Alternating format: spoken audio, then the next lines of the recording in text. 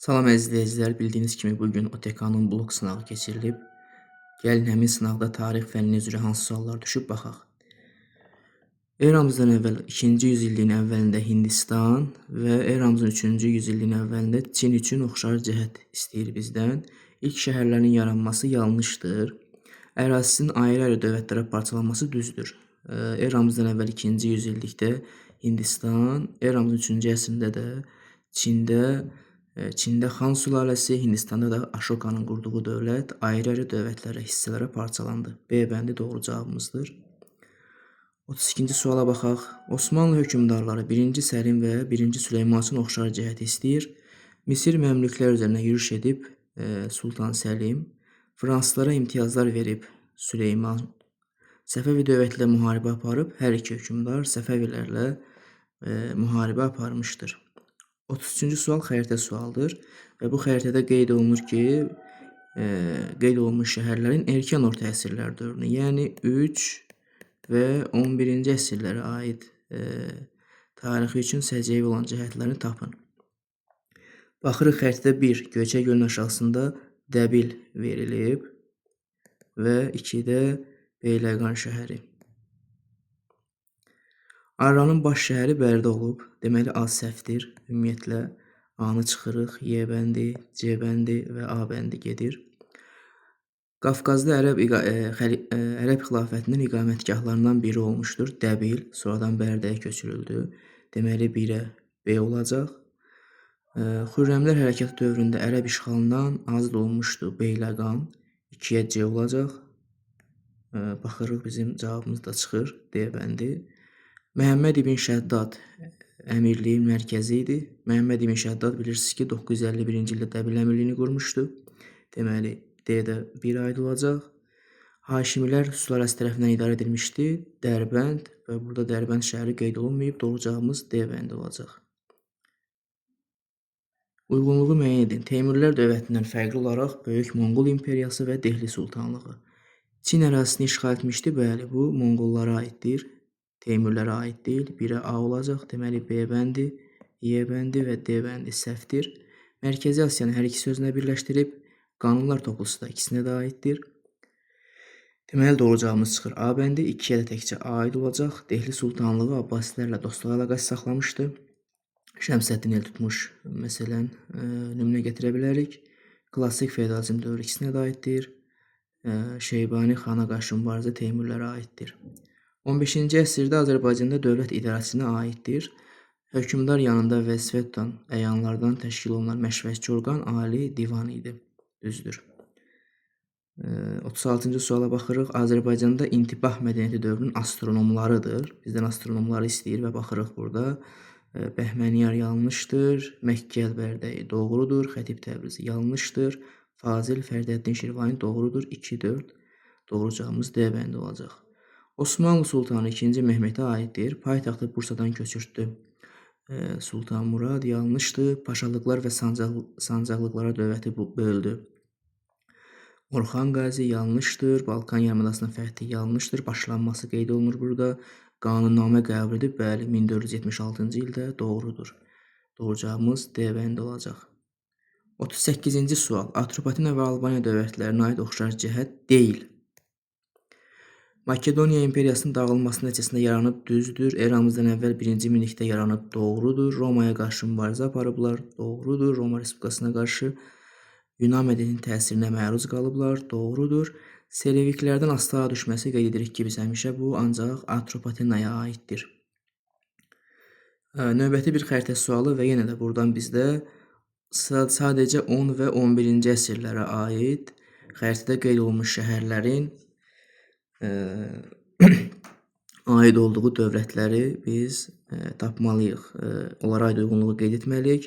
1. Baxırıq, Urmiya gölünün şərqində yuxarıda Təbriz şəhəridir. Deməli, 10-cu əsrdə Təbriz şəhəri Rəvvadilərin paytaxtı olub.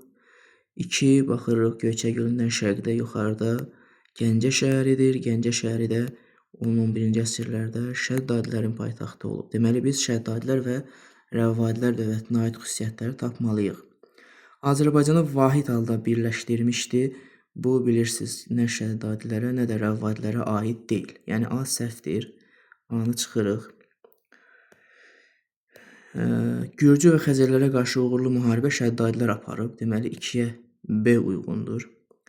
Vəhsudanın dövründə Oğuzlara məskunlaşmağa icazə verilib. Bu Rəvvadilərə aiddir. 1-ə C uyğundur. İlk dövrlərdə Bərdə əmirliyi kimi meydana gəlmişdir. Yanlışdır. Bu da heç birinə aid deyil. Ümumiyyətlə səhvdir. Səlcuq Sultanı Məlikşahın dövründə müstəqilliyinə son qoyulmuşdu Şəddadilər dövlətinin. Deməli, bu da 2-yə aid olacaq. Deməli, 1-ə C, 2-yə B-yə B bəndində qeyd olunub. Doğru cavabımız B bəndi olacaq. Növbəti suala baxırıq. Hulakilər dövlətinin 13 və 14-cü əsrlərə aid xüsusiyyətini istəyir. Teymurilərin hücumuna məruz qalıb. Bu ümumiyyətlə yanlışdır. A-nı çıxırıq və B bəndi gedir, C bəndi gedir. Daha sonra Çobani əmirləri tərəfindən idarə olunması 1338-1357-ci illər. Deməli, bu 14-cü əsrə aiddir. 2-yə B olacaq. Kəndlilərin öz yaşayışına təhkim olunması 1303 Qazanxan dövrü. Bu da 14-cü əsrə aid olacaq. 2-ci Axsitanın Astara salınması Şirvanşahın bu 13-cü əsrə aiddir. Qızıl Ordu ilə müharibə isə bilirsiniz ki, Hulakilər yaranandan Süqutda qədər fasilələrlə 100-ə yaxın məhz Qızıl Ordu ilə müharibələr aparıb. Y də oxşar olacaq. Deməli, 1-ə D, 2-yə BC, oxşar cəhətdə Y A bəndidir. Böyük Səlcuq dövlətinin hökmdarı 1-ci Toğruldan fərqli olaraq Alparslan dövrünə aiddir. Bizansın məğlub edilməsi ikisinə də aiddir. Paytaxtı köçürmək Toğrula aiddir. Konya və Ankara şəhəri heç birinə aid deyil. Rəvvadilərə son qoyub Alparslan doğrudur. Cavabımız A bəndi olacaq. İbtidai icma quruluşu Paleolit dövrü, Eneolit dövrü və Tunc dövrü. Tayfa ittifaqları yanlışdır. Yeni insan tipi doğrudur. İbadət evləri yanlışdır. 1-ə təkcə B olacaq. Deməli, B bəndi, C bəndi və Y bəndi səhvdir. Eneolit dövrü. Torpaq toxa ilə yumşaldılırdı. Düzdür. Sənətkarlığın müstəqil olması yanlışdır. İstehsal təsərrüfatının formalaşması yanlışdır. Deməli, təkcə A olacaq. Onda doğru cavabımız çıxır A bəndi.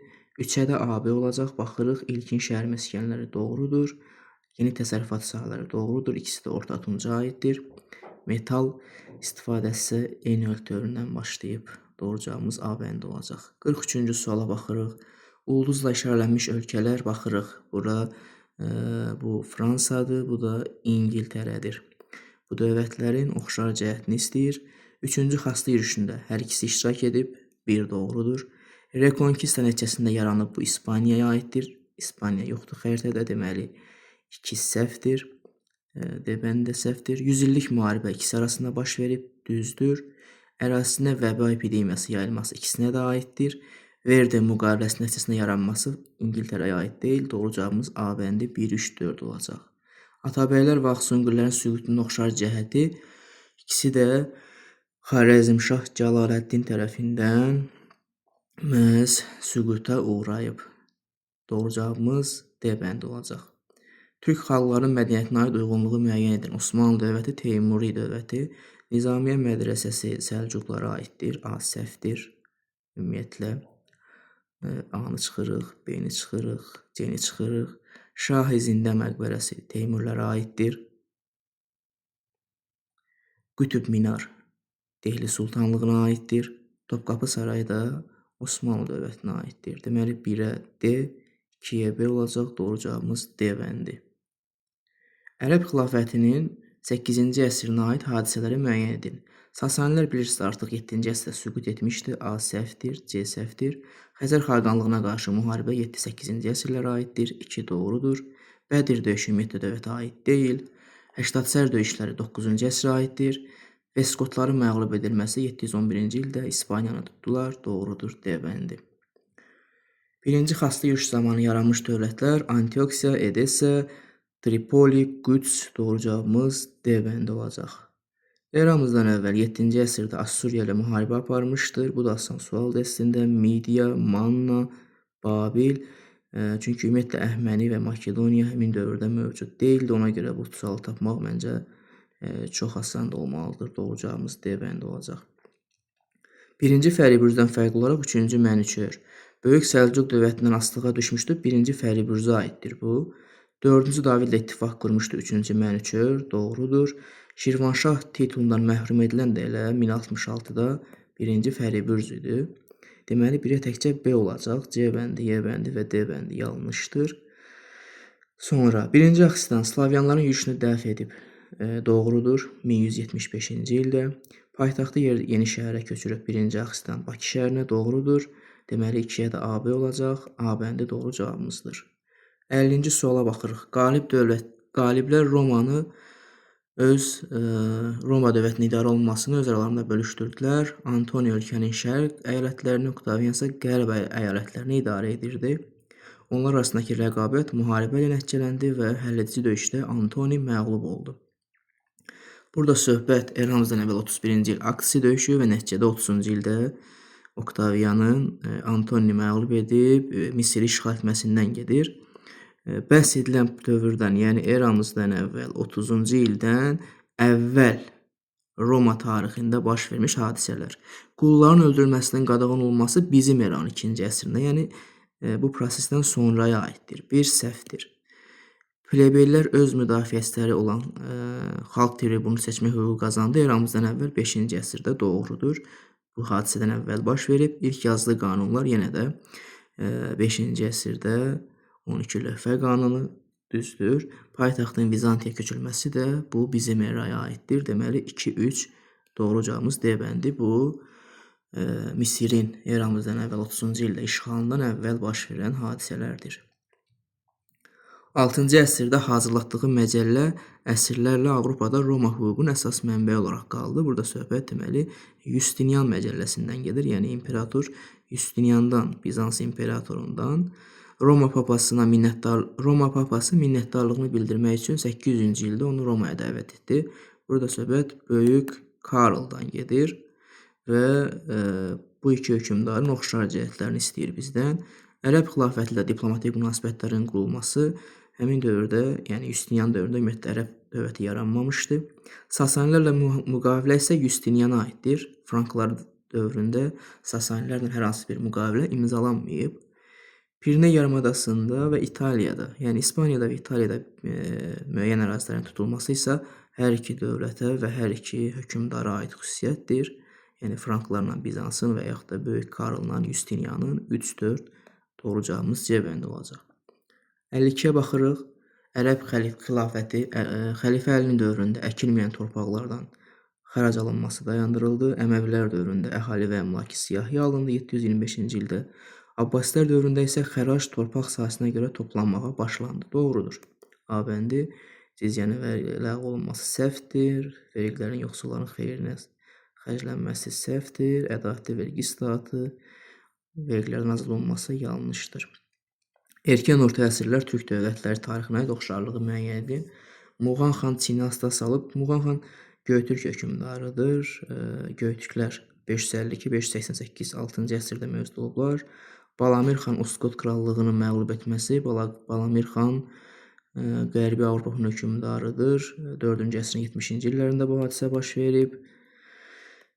Daha sonra 2-ci Göytürk xaqanlığının süqut etməsi 682-də yaranıb, 744-də süqut edib, bizdən süqut etməsini istəyir. Qaraxanlı dövlətinin iki hissəyə parçalanması 1042-ci il. Deməli, birinci olacaq 4-cü əsr, sonra 6-cı əsr 1, sonra 2-ci Göytürk dövlətinin süqut etməsi 3 və sonda Qaraxanlıların iki hissəyə parçalanması 2, 1, 3, 4. Hadisə nəticə əlaqələrinin doğru göstərildiyi bəndi müəyyən edin. Teymuri dövlətinin qonşuluğunda yeni dövlətin yaranması, nəticədə Əbu Səidin Ağqoyunlular üzərinə yürüş etməsi, düzdür, söhbət Ağqoyunlu dövlətindən gedir burada 1. Əhbər sazişinin imzalanması, Qaraqoyunlu yox, Ağqoyunlu dövləti 2 yerə parçalandı, bu səhvdir. 1405-ci ildə Kür sahilində döyüş baş verdi, Şirvanşahlar Qara Yusifə tabe oldu, 1405 yox, 12-ci il, bu da səhvdir. Sultan Əhməd Həmədan yaylağını tələb etdi. Nəticədə Əsəd döyüşü baş verdi və məğlub oldu, öldürüldü, düzdür. Teymuri Şahrux öldü. Cahanşah müstəqil siyasət yürütdü, düzdür.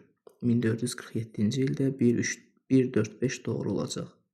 Qədim Yunanıstan və Roma tarixi üçün oxşar cəhət. Vətəndaşların vəzifə tutmaq hüququ olması düzdür. Senat ancaq Romada idi. Makedoniyaya qarşı müharibə də hər ikisinə aiddir. Dorilər Yunanıstana aiddir. Əhmənilərlə müharibə Yunanlılara aiddir. Romaya aid deyil. Şirvanşah və Atabəylər dövlətinin 13-cü əsrin birinci yarısı, yəni 1200-dən 1250-ci ilə qədər olan dövrünə aid oxşar cəhət istəyir. Ali Monqol xaqanlığının tərkibinə daxil edilməsi bu Eldənizlərə aid deyil, çünki artıq süqut etmişdi. Monqolların birinci yürüşünə hər ikisi məruz qalıb 1220-22-ci illərdə. Qızıl Ordu da yanlışdır, Eldənizlərə aid deyil.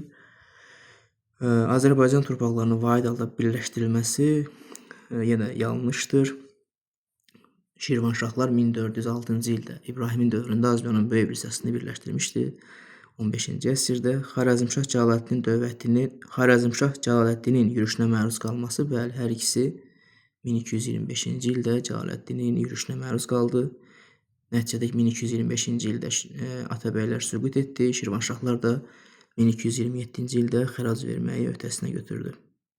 Sülh müqavilələri Augsburg və Vestfaliya, Augsburg 1555-ci ildə, Vestfaliya 1648-ci ildə imzalanıb. Vahid İspaniyanın yaranması heç birinə aid deyil. Almaniyada katolik kilsəsi rəsmi olaraq bölündü. Düzdür, bu Augsburg sazişinə aiddir. Daha sonra Kalvinizmin Fransada dini etiqad olaraq rəsmiləşdirilməsi 16-cı əsrin sonu bura aid deyil. Avropada dünyəviliyin güclənməsinə təkan verdi Vestfaliya sülhü. Dənizlərdə siyasi üstünlük İspaniyadan İngiltərəyə keçdi. Bu da bu müqavilələrə aid deyil, La-Manş döyüşünə aiddir, səhvdir. Situasiyaya baxırıq. Situasiyada söhbət Albanların Xəzərlərin hücumuna məruz qalması və Cavanşirin Xəzər xaqani ilə sülh bağlamasından gedir. Bəhs olunan dövrdə Alban hökmdarı ilə Frank hökmdarı Böyük Karlın xarici siyasətinə aid oxşar cəhətlərdən ikisini yazın. Söhbət Cavanşirlə Böyük Karldan gedir. Hər iki dövlət, hər iki hökmdar Bizans imperiyası ilə və Ərəb xilafəti ilə diplomatik əlaqələr saxlamışdı. Yaza bilərik. Daha sonra sonuncu abzasda bəhs edilən sülhün Albaniya üçün mənbədə verilməyən nəticəsini qeyd edin. Bilirsiniz ki, Xəzərlər 662-ci ildə Albaniyaya yürüş etdilər, məğlub oldular Cavanşir tərəfindən, amma 664-65-ci il yürüşləri zamanı isə Cavanşir məğlub oldu və vassalaslığı qəbul etdi, müqavilə bağladı Xəzər xaqanı ilə. Vassalaslığı qəbul etdi. Nəticədə Xəzərlər bütün girovları və əsir götürdükləri adamları geri qaytardılar. Həmçinin bu müqavilənin nəticəsi olaraq Xəzərlərin Albaniya yürüşlərinə son qoyuldu. Daha sonra mənbədə bəhs olunan Albaniya hücum edən dövlətin adı qeyd edirik bayaqdan zaten. Xəzər xaqanlığından gedir söhbət burada. Əziz şagirdlər, sizin üçün OTK-nın sınavını izah etdim. Hər hansı bir qaranlıq qalan məqam olsa soruşa bilərsiniz. Sağ olun, salamat qalın.